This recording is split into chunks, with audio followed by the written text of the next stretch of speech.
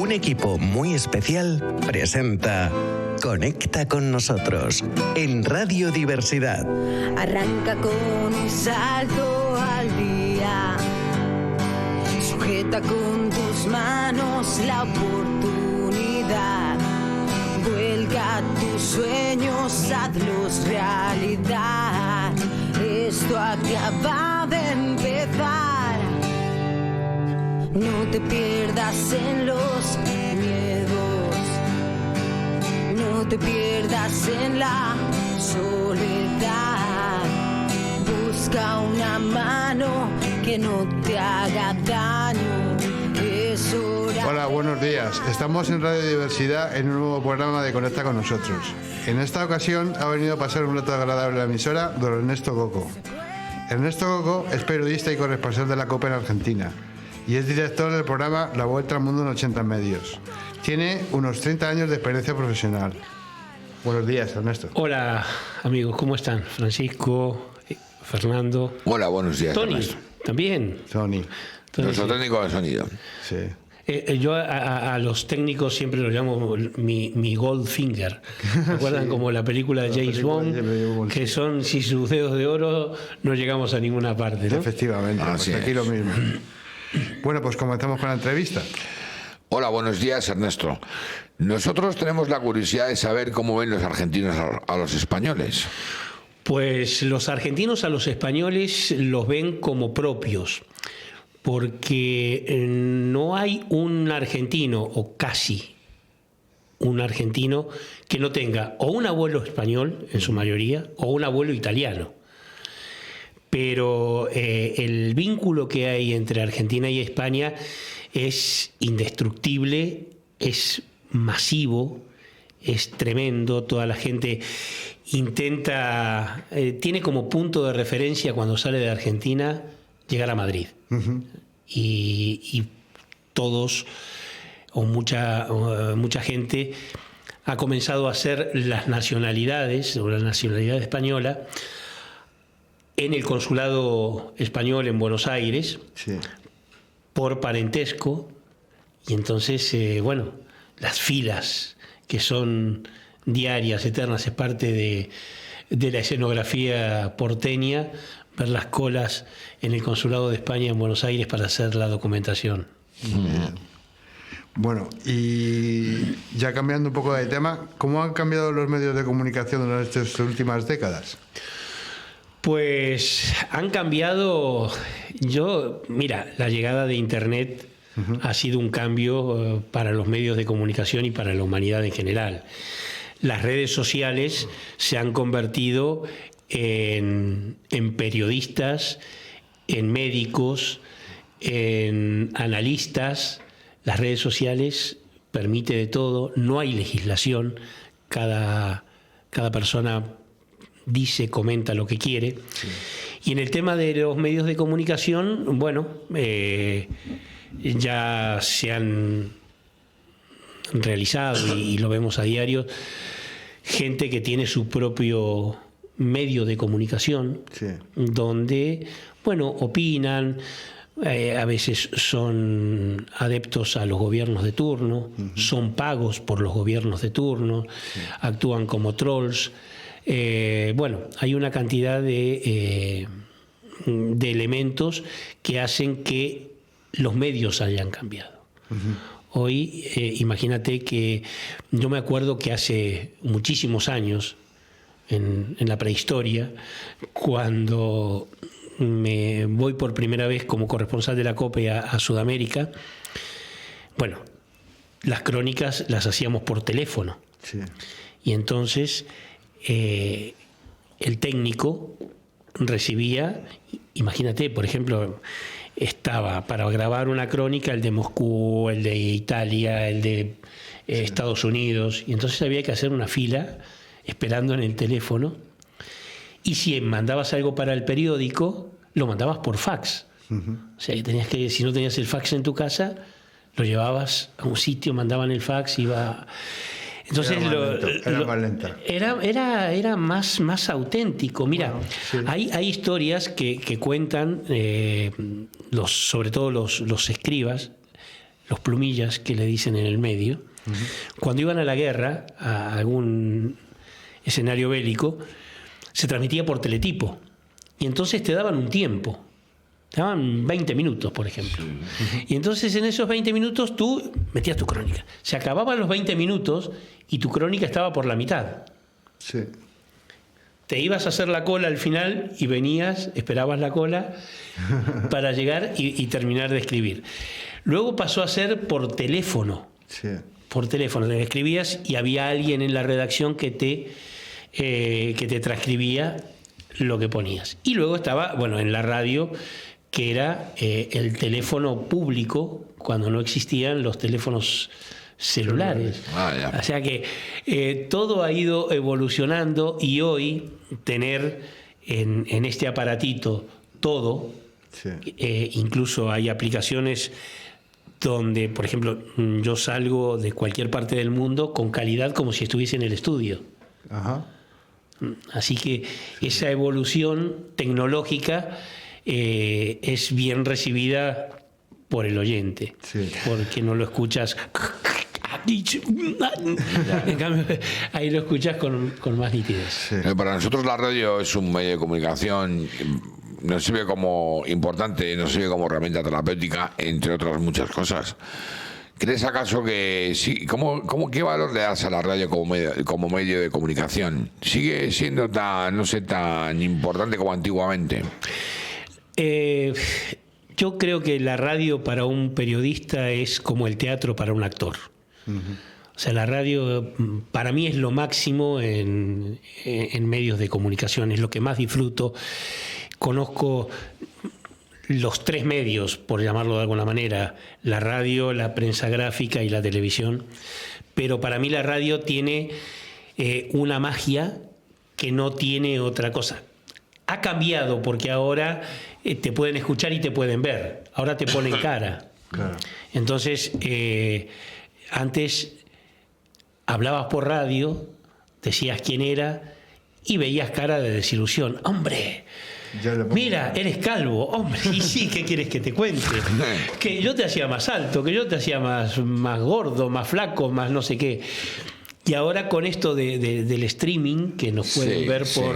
por la tele, ya la desilusión se la llevan de entrada. Claro, sí. Pero la radio se sigue manteniendo lo que es a nivel informativo.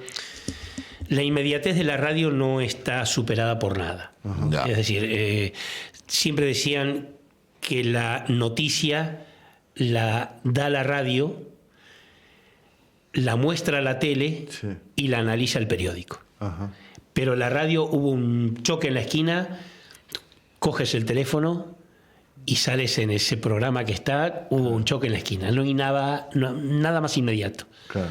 Fue equiparándose un poco con las redes sociales, pero que no son de los medios en sí. Claro. Bueno, ahora vamos a hablar de tu país. ¿Qué tal se vive en Argentina actualmente? Pregunta amplia, ¿eh? Pregunta amplia, sí. decía un amigo mío, pregunta amplia, respuesta amplia, tema libre la vaca. Se está viviendo en este país, en Argentina, una situación de transición, por decirlo de alguna manera. Se están haciendo cosas que se deberían haber hecho hace muchos años. Hablamos tanto, sobre todo a nivel político, a nivel económico, a nivel de corrupción. Todo esto que se ha venido deteriorando en los últimos 70 años en Argentina. Esto no es una cuestión de unos pocos fines de semana. Ahora, desde el mes de diciembre, hay un nuevo signo político que no es de los tradicionales. Sí. No es el bipartidismo, peronismo, radicalismo, o, por ejemplo, el partido nuevo que había sacado Mauricio Macri. Sino que lo ha ganado por primera vez en Argentina, el presidente es un economista.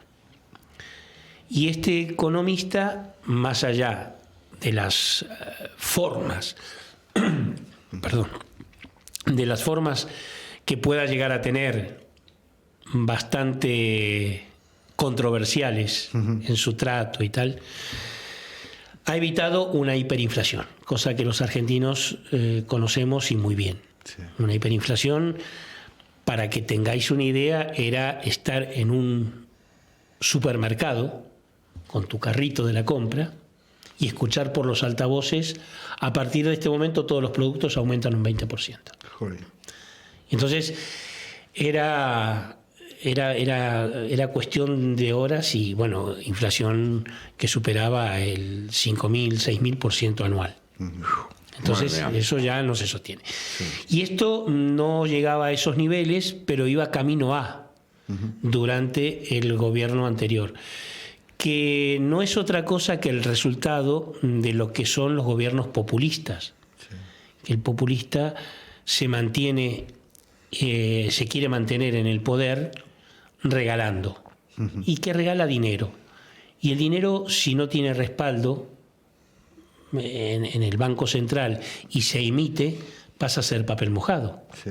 Entonces vale menos.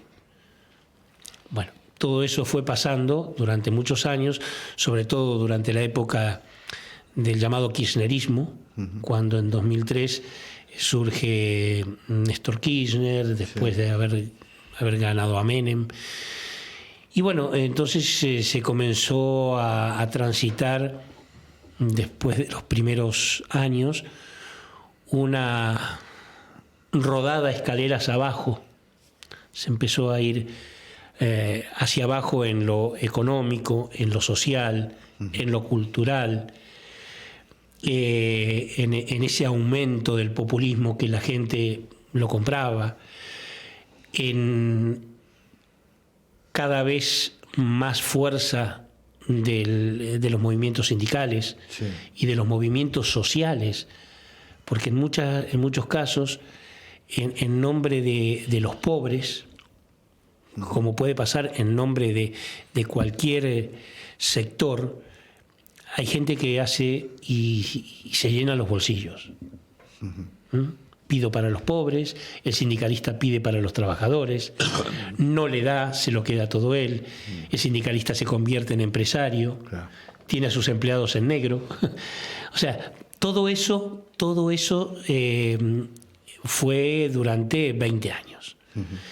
Y a partir de diciembre están cambiando muchas cosas. Es decir, de pasar a tener una inflación mensual del 20 y tantos %, el mes pasado fue apenas del 3,5%. Y digo apenas cuando sigue siendo una barbaridad. Sí, sí. Pero para que tengan una dimensión de cómo se van acomodando las cosas, que a veces hay que hacerlas de golpe, porque si no, no se pueden hacer. Claro. Ya lo intentó Mauricio Macri, queriendo cambiar todo esto de a poco, y no se puede. No se puede porque los que han instalado ese populismo están agazapados, sí, esperando morderte el cuello y no largar. Bueno, ¿qué opinas del presidente Milei? ¿Está actualmente haciendo cosas o tiene en el futuro previsto llevar a cabo cosas importantes? Hemos oído que es impactante, ¿no?, lo de Milei. Lo de Milei es impactante porque lo que decíamos anteriormente, uno puede estar a favor o en contra de las formas, pero hay que reconocer, y no sé si es para bien o para mal, que tiene una forma diferente de hacer política. No es la política tradicional, porque en todos sitios y aquí en España vemos que los políticos desde hace años son los mismos. Cambian de asiento, se cambian el peinado, se implantan pelo, pero son los mismos. Entonces, este señor surgió era panelista de un programa de televisión, y con esos pelos que le ven ahí, él se ufanaba de decir que no se peinaba, que se lavaba la cabeza, tenía pelo, y uno, evidentemente, a quien tiene pelo, dime si no lo mira de otra manera. Sí, sí. Entonces decía que se peinaba con el viento. Se subía al coche, sacaba la cabeza por la ventana y se peinaba. Los planes de Milei son estrictamente económicos. estrictamente económicos, porque, como decía alguien en Argentina, la víscera más sensible de la Argentina es el bolsillo. Está teniendo buenos resultados. Está teniendo buenos resultados a pesar de una profunda recesión. Pero una recesión es inevitable si se quiere emparejar la economía. Claro. No puede haber una estabilización económica si no dejas de hacer macanas. Claro. Y entonces ese es su tema. Y tiene Milei a su favor, está de moda. Milei está de moda en el mundo. Entonces se habla que es aliado de la ultraderecha, que él va también con su discurso llamando a la gente de izquierda zurdos de tal o zurdos de cual. Y entra al Congreso de los Diputados y los insulta a los que están sentados en sus bancas. Vaya. Les dice, por ejemplo, que son algo así como terroristas fiscales, imbéciles. Los insulta en la cara. Y bueno, evidentemente no tiene un gran número de diputados y senadores como para sacar adelante leyes. Y tienen que ser por consenso y por aliados y tal. Y ha conseguido leyes importantes. Ha conseguido leyes importantes. Y tiene un futuro que esperanzador, ¿no? Todo apunta a que Argentina puede empezar a trepar por las paredes del pozo que está hundida, y las paredes van teniendo escalones para salir. Y no resulta ser un palo enjabonado, ¿no? Sí, Claro. sí. Bueno, ¿y qué diferencia hay entre la forma de vida de los que viven en el norte y en el sur de su país? Fundamentalmente el clima. El clima. Argentina tiene una extensión de, no sé, tiene una superficie de 3 millones de kilómetros cuadrados. Para que tomemos dimensión, la provincia de Buenos Aires, que está en la zona central, Sí. Al margen del Río de la Plata, que tiene de la mitad para arriba 3.000 kilómetros, de la mitad para abajo 3.000 kilómetros. Les decía que la provincia de Buenos Aires tiene una superficie de 300.000 kilómetros cuadrados. España, toda España, la España peninsular, tiene 500.000 millones. 500.000 kilómetros cuadrados. Sí. La gigantesca. Lo que estamos hablando de una diferencia de superficie muy chica de una provincia a un país, Claro. prácticamente con la misma cantidad de habitantes. Impresionante. En el norte hay temperaturas muy altas, casi todo el año hay temperaturas que superan, en verano superan los 50, 55 grados. Y en la parte sur, la Patagonia, que seguramente han oído hablar muchas veces de la Patagonia, son 4 provincias. A medida que se va bajando hacia el Atlántico Sur, las temperaturas bajan. Eso cambia muchísimo lo que es la vida. Hay que tener en cuenta que en todo el país hay más de un 50% de pobreza.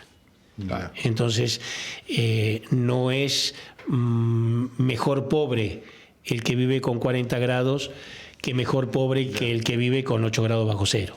Lógicamente. Pero Entonces, se nota la diferencia. se nota la diferencia. Hay desnutrición, sobre todo en el norte. En el norte argentino hay situación realmente tremenda, porque se da que hay gobernadores que llevan 30 años en el poder, que son patrones de estancia, llevan la provincia como propia, y entonces utilizan el premio y castigo. Ya. El premio es si estás conmigo o si estás en contra de mí. Bueno, ¿y cómo transformó el peronismo a la Argentina? Qué pregunta que me haces, ¿eh? Esa. Es una pregunta difícil de contestar. ¿Cómo lo ha transformado? El peronismo comienza con Perón, militar en el año 45, cuando era secretario de Trabajo, y entonces comienza un movimiento popular donde lo detienen, lo llevan a una isla donde llevaban a los presos, la isla Martín García, que es una pequeña isla que está en el Río de la Plata entre Buenos Aires y Uruguay, que es un río el Río de la Plata dicen que es el más ancho del mundo, lo es. Lo es. Y entonces, bueno, ahí hay una revuelta popular, lo sacan, asume la presidencia, asume 2 presidencias, y ahí comienza a darle impulso a los movimientos sindicales. Ajá. Aparece en la vida de Perón, Eva Perón, Evita, Sí. que habéis oído hablar de ella. Sí, sí. Y entonces se convertía, era una lucha encarnizada entre la oligarquía y los proletariados, digamos, Sí. ¿no? Y el proletario. Ahora, ella decía que estaba con los pobres, pero tenía sus abrigos de piel y venía Vaya. con joyas, y cuando venía y era recibida por Franco, Sí.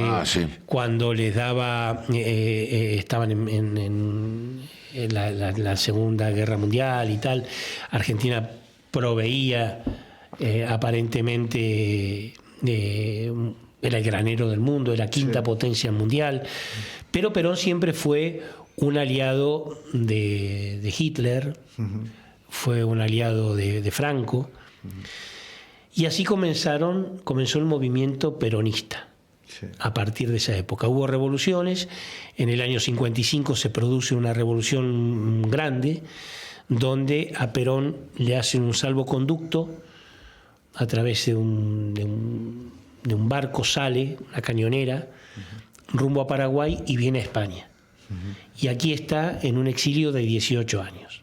No volvió después a... Y durante ese exilio manejaba, el peronismo ya se había institucionalizado, era más allá del término legal que era partido justicialismo, era el peronismo.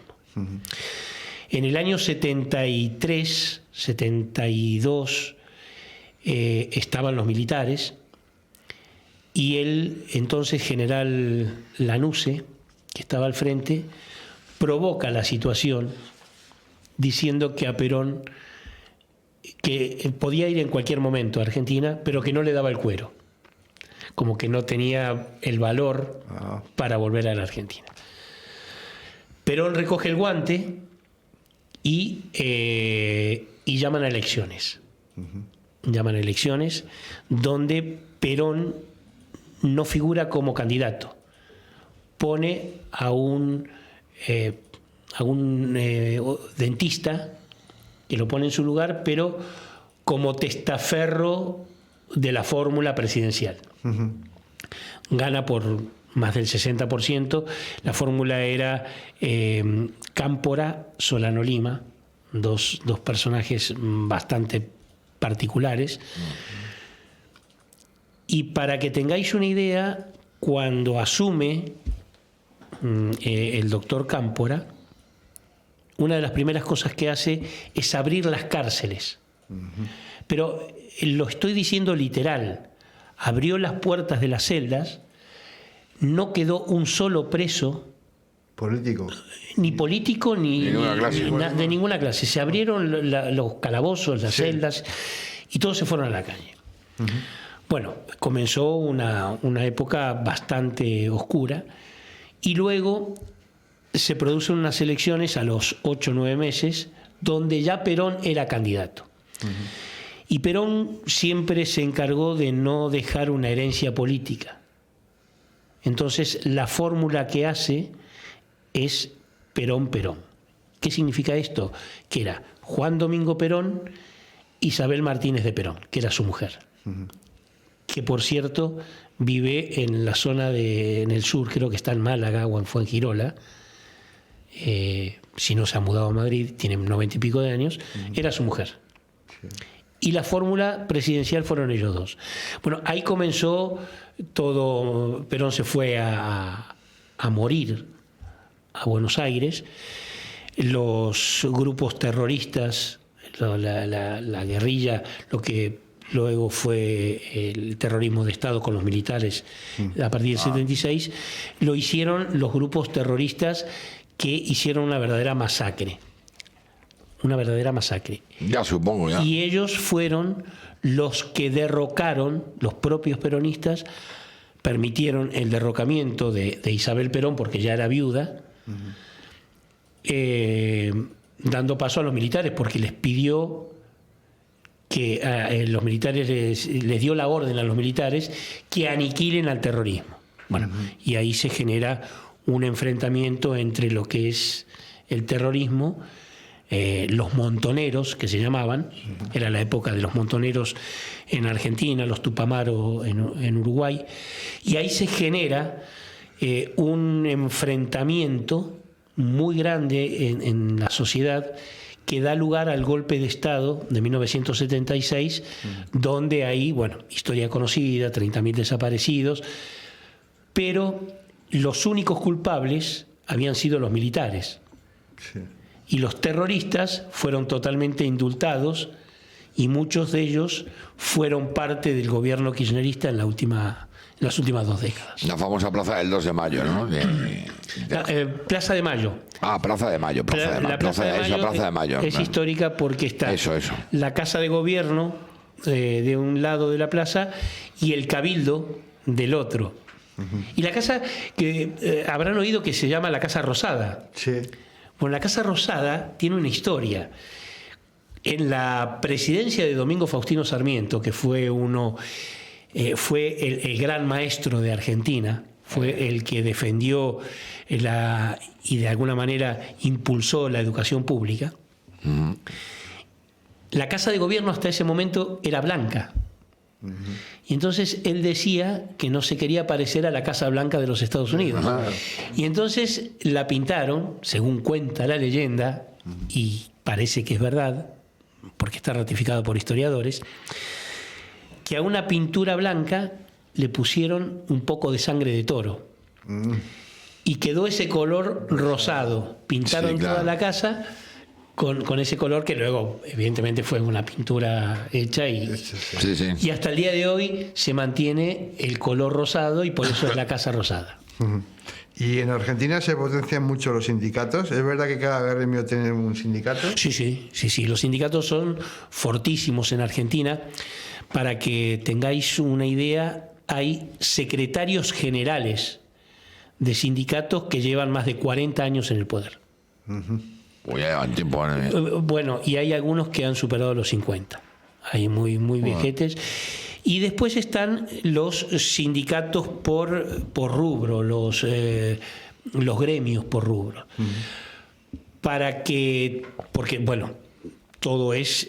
Y todos los gremios se dicen peronistas. Entonces, cualquier gobierno que tiene otro color, circunstancialmente, como pudo haber sido el de Alfonsín, como pudo haber sido el de Macri.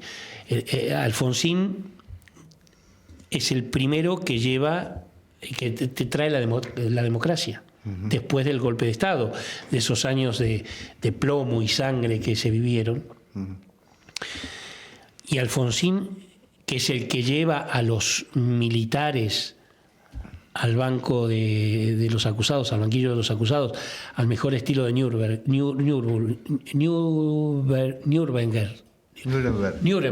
Sí.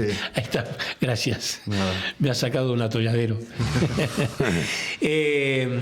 Bueno, Alfonsín, los gremios le hicieron 13 huelgas generales. Bueno. Y se estaba recomponiendo la democracia que tanto se pedía. 13 paros generales. Bueno, a partir de ahí, bueno, los gremios siguieron haciéndose muy fuertes y, bueno, son intocables. Hay en la ciudad de Buenos Aires, que es la capital, lo que podríamos decir la Comunidad de Madrid, o Madrid capital, centro. Evidentemente hay educación y hay... ¿Sabéis ¿Cuántos gremios de educación hay en la ciudad de Buenos Aires? Ni idea. 17. 17. Casi más gremios que asignaturas. Madre mía. Bueno, ahí tenemos una idea. Y son dueños de las empresas estatales, Sí. y manejan y tienen negociaciones turbias, muy turbias en las paritarias, donde dicen defender a los trabajadores, cosas que no se dan.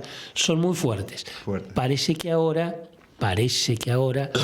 los empiezan a limitar un poco y esperemos que sea en beneficio de los trabajadores de verdad.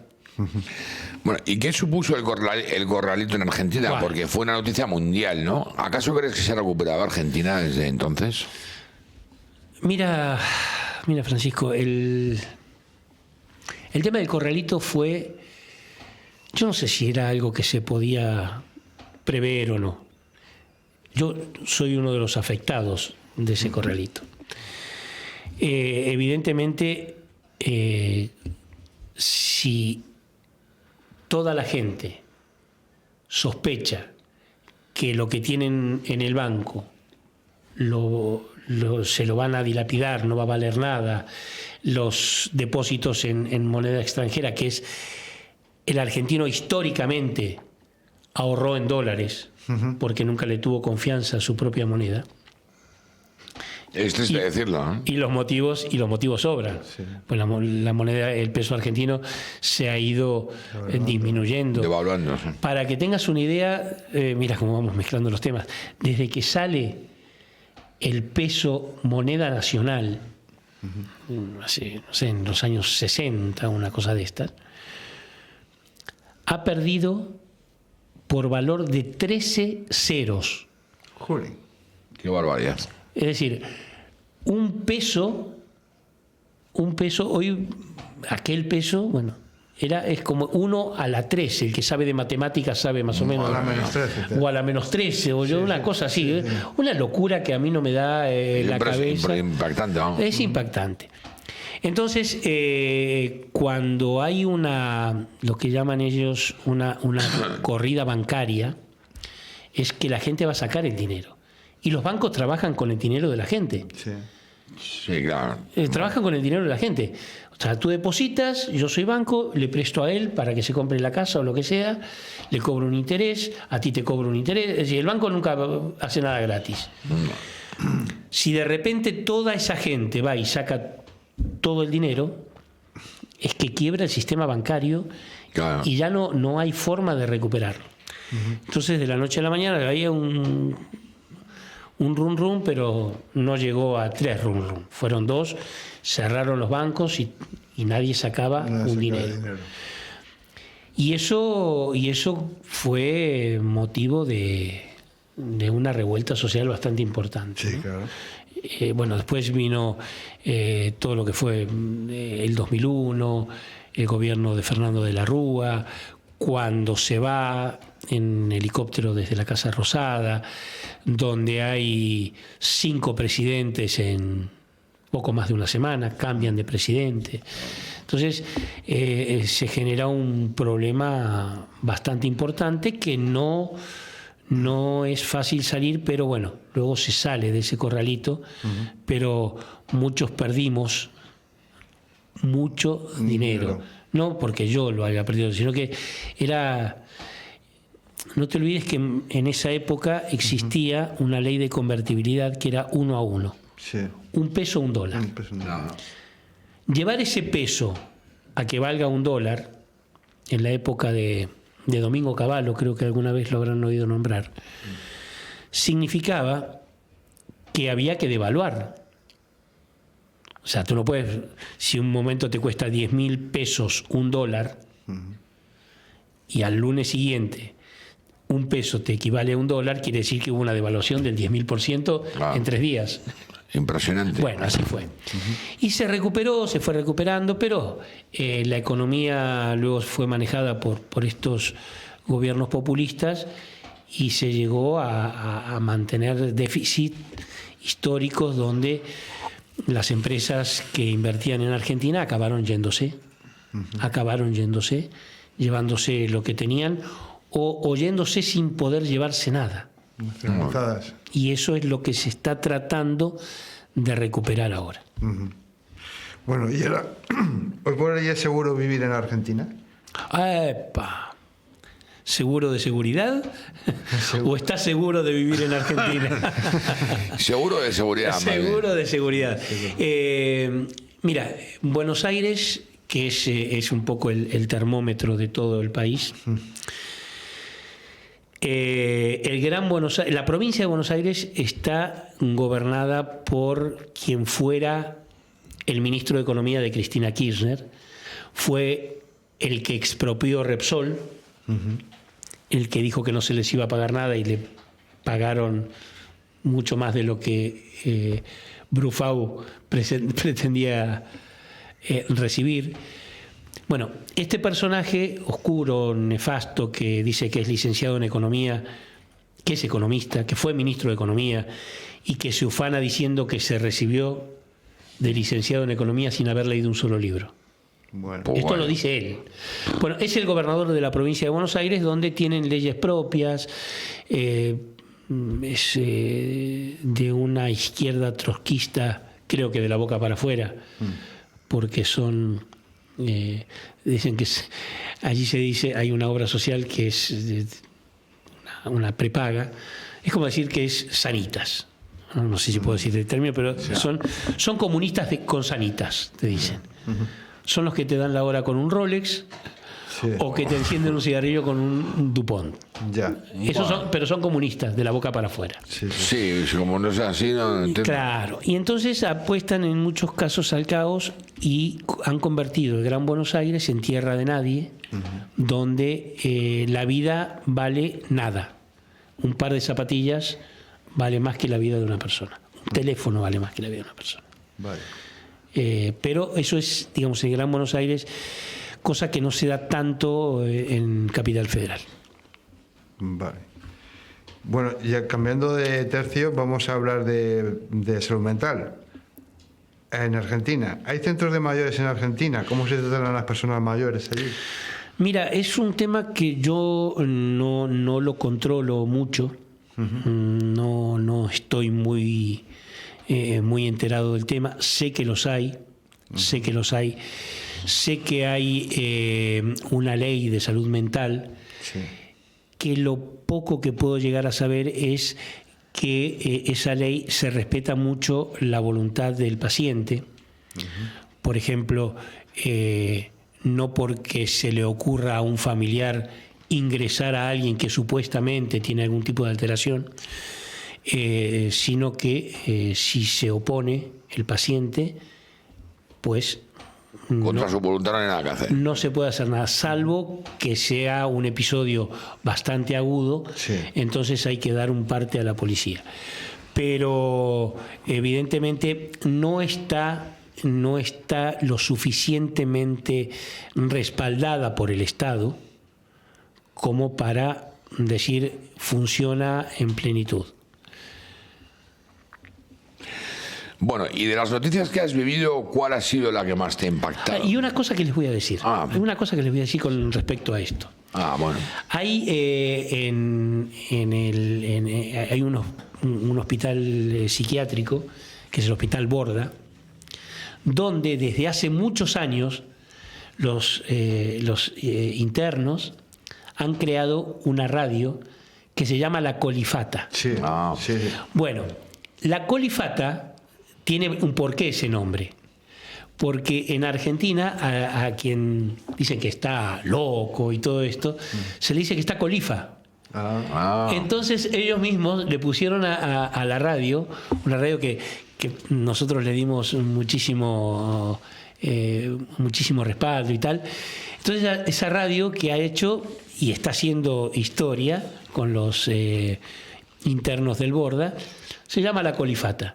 Sí. Y hacen cosas así como ustedes, pero una maravilla lo que están haciendo.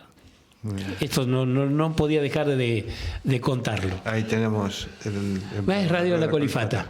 Ahí está. Y eso que ven ahí, eso se llama es un estilo muy de Buenos Aires, no es un firulete, tiene un nombre que ahora no se me ha ido. Y ese es el logo de la radio, que es una maravilla. Bueno, y nosotros, decirte, Ernesto, que somos una compañía de teatro llamada Arriba del Telón, que hacemos teatro. Somos la única compañía en Europa que hacemos este tipo de actividades con personas que tienen trastorno mental grave, incluido nuestro director Javier Martín. El día 28 de octubre, lunes, se celebrará la Gala por la Salud Mental en el Teatro Infanta Isabel. Y ya sabéis que si queréis podéis comprar la entrada en la web del teatro Infanta Isabel. Bueno. Decirte que nos podrías citar a colación de esto, nos puedes citar alguno de tus artistas preferidos argentinos. ¿Artistas en qué sentido? ¿Artistas de teatro? ¿Artistas...? Hay de todos. Sí. Hoy por hoy hay actores a los cuales respeto muchísimo, y actrices, Norma Leandro, Luis Brandoni, gente que conocen aquí, Ricardo Darín, Guillermo Francella, gente que la podéis haber visto en películas como O Tiempo de Revancha, o El secreto de sus ojos, o sí. El hijo de la novia. Son muchos. Hay una camada de artistas muy importantes en Argentina. Bueno, pues hasta aquí nuestro programa de hoy. Dejamos con un poco de música. Kenny Rogers, The Gambler, favorita de Ernesto Coco.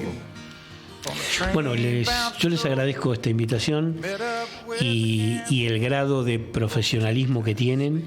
Yo lamento no estar ya en Madrid el 28 de octubre para la gala de salud mental en el Infanta Isabel.